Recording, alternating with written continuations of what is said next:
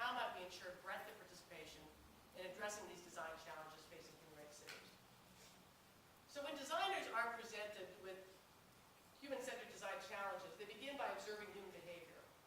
Then they start to innovate and iterate, testing approaches in ways that reflect human capacities and the needs that they have observed and the empathy that they've established with the human operators in the system. And I suggest that those of us working on local human rights implementation in the United States adopt a similar mindset, the mindset of a designer. And so, for example, we can test various methods of implementing local human rights. Perhaps an ombudsman is effective in Montreal or Stockholm, but would never be utilized in Des Moines. There's certainly ways to test that proposition through short-term experimentation. Perhaps utilizing, people mentioned it a few times, utilizing some of the free resources and entrepreneurial spirits of law school human rights clinics and other universities that are interested in innovation. We're in a political climate now that demands innovation. And cities and regions command power and attention that has not been fully taken into account. 50% of the world's population lives in urban areas. By 2050, this will increase to 80%, yet our human rights structures continue to focus on nation states.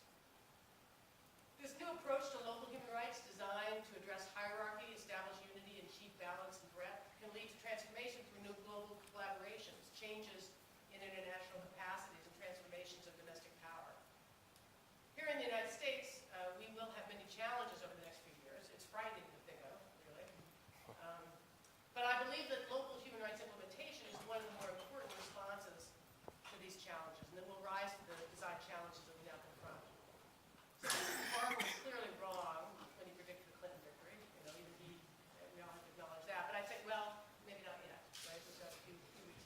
But I think that he's already proving himself right on the more general rise of the cities and the significance of that rise.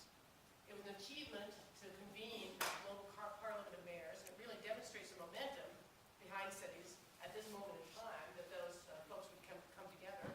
At the same time, while mayors at the global parliament discussed refugees and climate change, inequality and security, human rights was not on their formal agenda. And there's a real possibility